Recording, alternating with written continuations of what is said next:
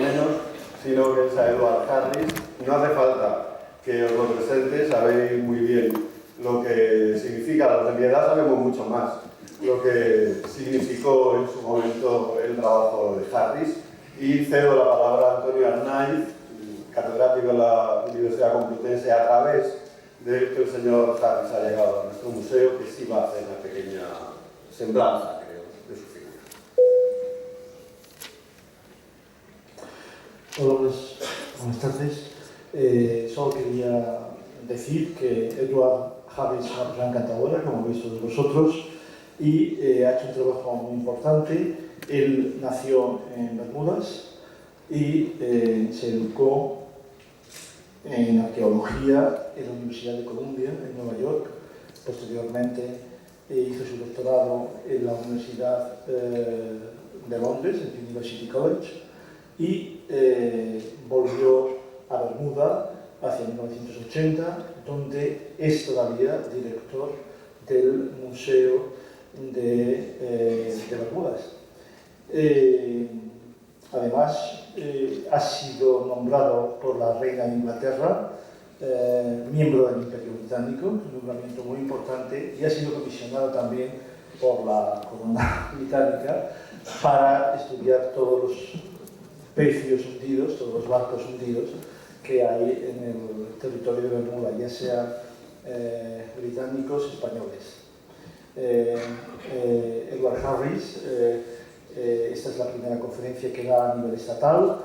Yo a Edward me lo encontré por primera vez en el País Vasco, cuando le invitamos la Asociación del Origen del Vasco a que visitase un yacimiento, el yacimiento de Iruña la Bella, que visitó, y desde entonces pues hemos mantenido una relación muy aceptable. Ya le está encantado de estar en Madrid con nosotros, y especialmente con vosotros, por lo que yo he visto. Edward, por favor.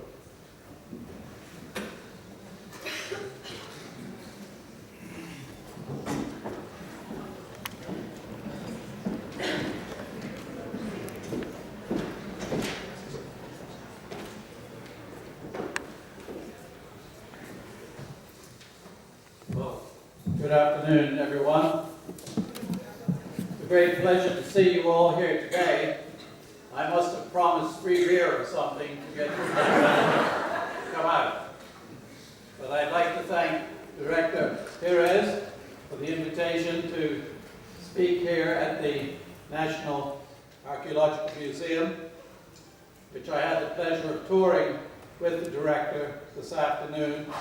And you really do have a magnificent national museum in this establishment, now rehabilitated after 5 years.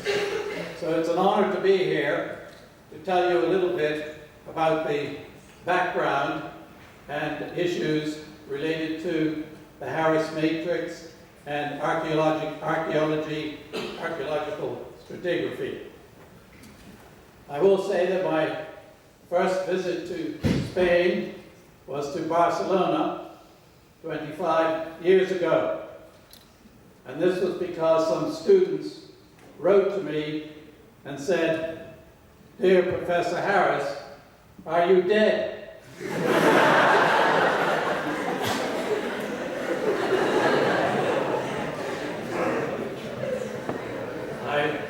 I wrote back and said the body was still alive, but not much out for the brain. Anyway, I'm going to show you a series of pictures today and give you a bit of background as to why I'm here today, as it were, and to give you a sense of the journey that took place after the Matrix was created. And of course, it's now in a half a dozen languages, including Spanish, which appeared in 1991. Now, ladies and gentlemen, I was born on the island of Bermuda, which sits on top of a 5,000-meter volcano with a limestone cap, and is a very big place at 37 square kilometers. It's all out on its own in the western North Atlantic, and to a large degree, we are of an island mentality, and so we see ourselves in a way apart from the rest of the world, almost like a satellite orbiting the Earth. So it may be possible, in the circumstances, that I did what I did with the Matrix because I wasn't a part of a larger community or whatever, and so one could do something different and get away with it. I don't know what happened between the young boy there and there, but I'm sure that Darwin would say it was very unnatural selection that I should come from Bermuda to do that. Nevertheless, I started going to England to excavate in 1967 and found that I very much enjoyed the process of excavation, possibly because we learned how to build buildings as very young children. In a small place like Bermuda, you learn to do everything yourself. And archaeology, of course, is the reverse of building up buildings. Now, in those days, the archaeological tradition, as you can see exemplified by the director of the excavation in his army uniform, harked back to, in England, to General Pitt Rivers. And a number of the approaches that they used to excavating and recording were sort of military, and this is how they like to be seen. However, when we were digging, there were other social orders which you couldn't get away with today on such sites like this as a director today. It wouldn't happen. It's not correct.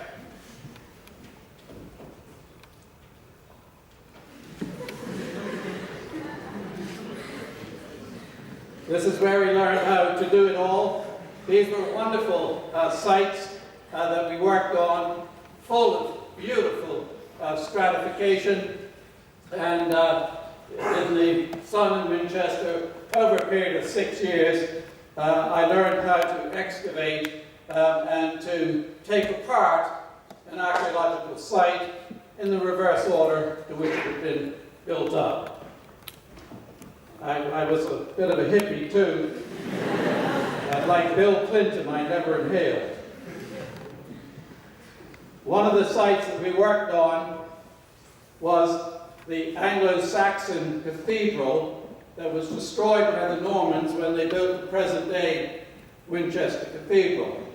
So the original tower for the cathedral was here, before 1066, as it were, and the Normans dug out all of the foundations. They dug all around the cathedral, and of course disturbed all of the graves. They kept them all and then reburied them. So here you have about 1 meter by 1 meter by about 10 meters of skulls and all the body parts to the other side. Now I show you this site because at this time people began to get interested in what we eventually called negative features or interfaces. These stratigraphic units that destroy pre-existing stratification. The other thing that was happening at this time was one was beginning to get a sense that the surface of stratification was more important than the vertical view. So this is a site I worked on for 2 summers, the Bishop's Palace at Winchester, and the series of pictures you'll now see show you the surface aspect of stratification rather than presenting a cross-section through the site. So this goes from late to early, and earlier still, and then into the Anglo-Saxon period, and finally, underneath everything else, a Roman building with a tessellated floor. Now, in those days, the way of recording surfaces was to make these very elaborate plans with drawing frames and so on. They were very time-consuming. The excavation stopped for a week or two while you made these plans. But this was considered the thing to do at the time. But the problem with it is that you're making an assumption that you can define a period surface before you've analyzed the artifacts. And you're also locking up the data. Because when you do a plan like this, then when you remove something, if you remove this on the plan, normally there was no plans done of the surface underneath of it. So you're locking up the data and you're not recording everything that should be recorded. In 1972, I went to Norway to excavate for a year, and it was a bit of a culture shock because they did digging and recording in a different way. And they made an assumption, according to historic records, that there had been, say, 5 fires which destroyed the town. And so everything stratigraphically was related to these fires. The only problem was, when I arrived, they left a pile of stratification below where they were presently digging, and they said I had to start at the top and dig down. Well, the only problem, when I got to the bottom, I had 8 fires. So stratigraphically, you began to think, what's the correlation between these? You've got too many. So it started a process of thinking about which or what was the correct way of recording stratification, because we had the English way and then we had the Norwegian and Bergen way. Anyway, it was during this time that new archaeology came into being, and David Clark from Cambridge came and gave a lecture at Norway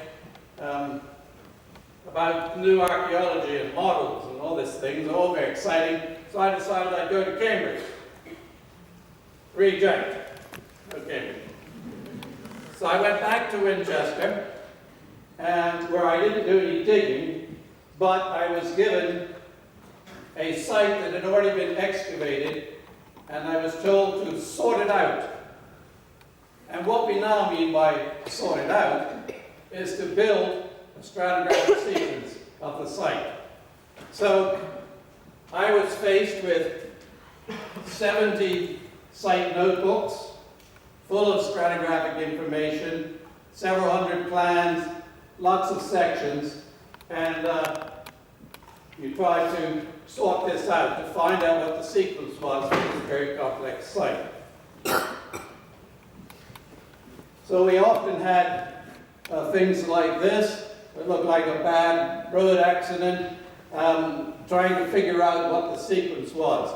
So I started to tidy these up, because I felt if I couldn't see where I was going down through the site, I would never arrive at a solution for its stratigraphic sequence.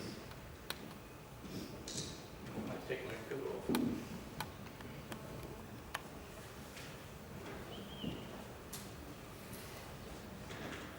Anyway, and it was one evening, the end of February 1973, where I was doing one of these tidy up plans, and underneath of it I had a piece of gridded metric paper. And I started drawing little half-centimeter rectangles, and towards the end of the evening I had a sheet of paper that looked like this. And from this I had a sense that the world had changed, had shifted, and so it proved to be. Now, one thing I want to mention, this is a copy of the original, and on the thing here it says layer chart, because it was some time before we appreciated that the diagrams that you would make with this Harris matrix were stratigraphic sequences. They weren't just layers, but they were surfaces and layers. But anyway, it took about 5 years after that came into being to work out all of the issues as to the way we recorded archaeological sites, so that when you tried to make a stratigraphic sequence, it didn't come out right. It was the original computer thing of garbage in and garbage out. And we were fortunate in a sense because the original theory of the matrix was true to begin with. And there are basically two types of relationships that you're representing in the diagram. One is the unit is in superposition, and the other, it's not in superposition. And from that, you can build up the most complex stratigraphic sequence containing thousands and thousands of layers. Before this, and I will say this early now, archaeological sites are a time capsule, and time is not visible unless you put it into a diagram. And your lives are ruled by 2 diagrams, and if you're a good archaeologist, 3 diagrams. The first one is the clock face, shows you what time of day it is, not when the sun comes up, but what time of day it is. And of course the Gregorian calendar, which allows you to organize your life. On an archaeological site, you now have the diagrams presented in a Harris matrix, which are a calendar of the site. They represent, if you will, the unique DNA model of the site. And that is their ultimate value. Now, in the old days, if you asked me what I was as an archaeologist, what was my paradigm, I would point to one of these. That's what I'm all about, cross-section through the site. And we tended to look at these in isolation, but on this little site at the top, these are actually all one section. But the only way you can see them is to convert that physical information into a diagram of time. So each of these has its own sequence, and when you combine them, you end up with a stratigraphic sequence, which is a diagram of the buildup of all these layers and surfaces in this little diagram. And then we later suggest you could throw in the other information from plans and so on. But the real key to the matter, before I go on to that, this was the first stratigraphic sequence ever made. And this is for the Lower Brook Street site. As I said, the 70 notebooks. To put this together, it's about 10,000 stratigraphic units, but the site was under-recorded by at least 40% because they didn't record a lot of the surfaces. And it took about 3 months to put that together after the fact of excavation. And these sequences immediately tell you almost what type of site you have and what's going on with the site. So here you have the Roman period, and you have a contraction in the Saxon period, and then in the medieval, post-medieval period, a number of houses are built on the site, and your sequence explodes, because of course you have development inside the house and development outside the house. One of the issues with the records, because they didn't have this controlling method, was that you often forgot to put in complete stratigraphic relationships. So this is the Anglo-Saxon period, which we dug away completely because we went to Roman. But in many instances, there's nothing underneath in the records, or nothing on the top, because you weren't doing this at the time. It was being left till after the fact. And this was part of the problem.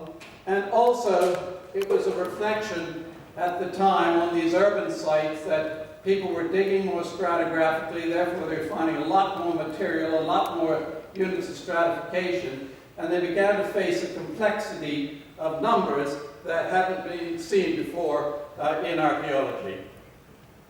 And that's the stratigraphic sequence for the first site that was actually dug, and then we made a stratigraphic sequence almost immediately thereafter. And of course, these sequences, representing all the units and surfaces that you've numbered, can be grouped into phases. The phases then can be grouped into periods, all based upon stratigraphic relationships. So these become the testing pattern for all later analysis of your site.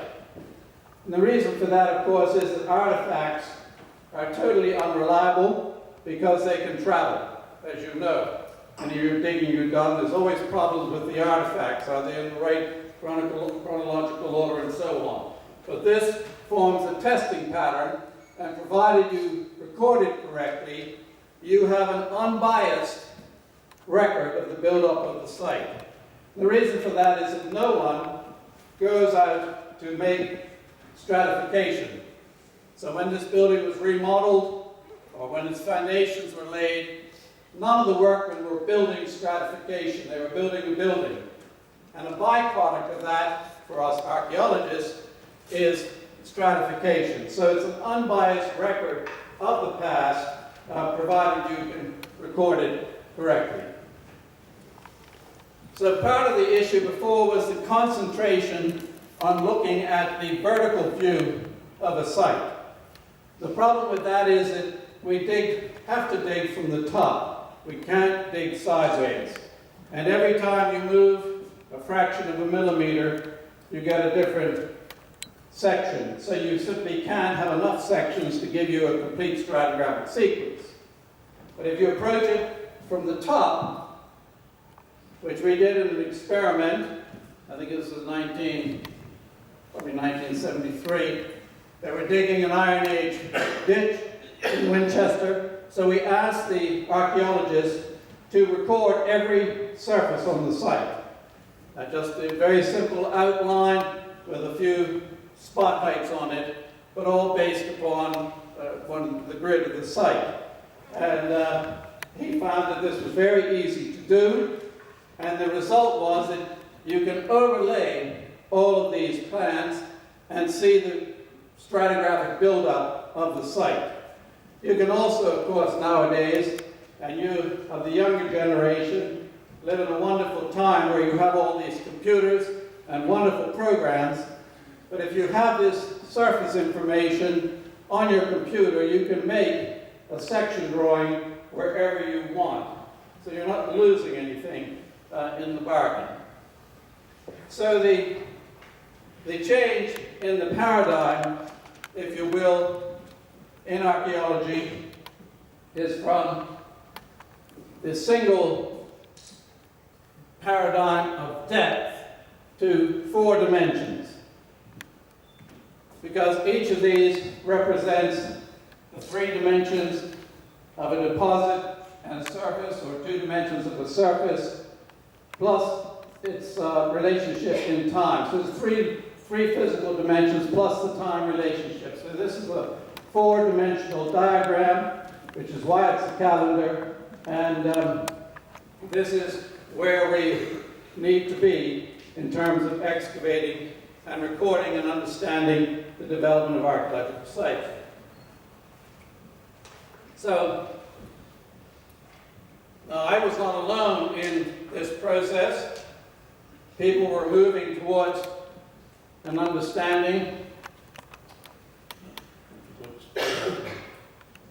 We're moving towards an understanding that doing large sites in small cubes wasn't the best way of seeing surfaces, and also it meant that you ended up having small cubes of information with nothing in the middle of it.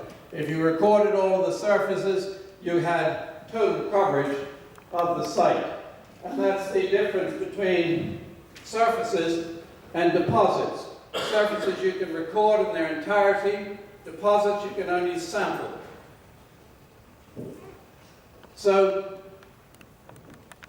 we began, if you will, to free up the archaeological sites from having large, very large bulks, which were obviously very convenient for wheelbarrows, to temporary bulks and then in some instances no box at all. And then many of you have seen this diagram from Philip Barker's textbook, where the English, and I'm sure other people, started to do what they called open area excavation, which we would now say is open surface excavation. In other words, you're concentrating on the surfaces and recording the surfaces before you dig the deposits. And this all ties in to the principles of stratification, in that stratification is a two-part entity. It's use and disuse. And on every archaeological site you have two periods. You have a period where you're building something, but once it's finished building, it's into disuse. So this is the disuse period, and the surface is the period that you're using it. So there are two types of surfaces. And if you look at a lot of earlier archaeological reports, these two are joined together. They're conflated when they shouldn't be. Now, if I ask any of you as an archaeologist, what is one of the major things you should do when you finish digging? What can you do with your information when you finish digging? And hopefully some would say, I want to reconstruct the site. And the reconstruction of an archaeological site is the reconstruction of the surfaces, not of the deposits. And that has to stand up to simple logic. I'm standing on the surface. It probably took a year to build, and it's been in use now for 10 years. So most surfaces on archaeological sites survive much longer than deposits. And people live on the surfaces, they don't live in the deposits. The deposits are very important because they're the repository of artifacts and ecofacts that allow you to move the stratigraphic sequence based upon an outside chronological scale. So again, this is the basic principle. Two aspects, the twins of stratification: digging, making strata; erosion, accumulation; yin and yang of stratification. And of those, the most important to record are the surfaces. There will always be surfaces, and quite often, of course, on most sites there will be more surfaces than there are deposits. Even from the simple example, at some point you stop digging and you have to record the last surface and you don't dig anymore. So there are always more surfaces than deposits on archaeological sites. And on complex sites, such as urban sites, you get a lot of surfaces that have no deposits. So if I cut an electricity trench through the floor here, I'm destroying pre-existing stratification, creating a new surface that has no deposits. So surfaces were the key to understanding how to create a stratigraphic sequence on an archaeological site. And a professor asked me yesterday about the controversy between an archaeologist called Bersu and Mortimer Wheeler. And some of you may have read about this. It was a controversy about when you do a section drawing, do you put in hard lines between deposits or not? And this controversy raged for some time, and Mortimer Wheeler and others said you must put in these hard lines. But what they didn't do, they were moving towards it, what they didn't do is saying is that those hard lines represent the surfaces, and the surfaces are the key to understanding stratification. Anyway, life went on from there, if I can say that. This is a very simple rundown of it, but it was that business of the surfaces that I was introduced to by a colleague of mine called Lawrence Keane, and once he talked about how they were doing it on one of his digs, you began to understand immediately, if you recorded all the surfaces and you noted the relationship between them and the deposits and other surfaces, you could reconstruct the site and therefore reconstruct a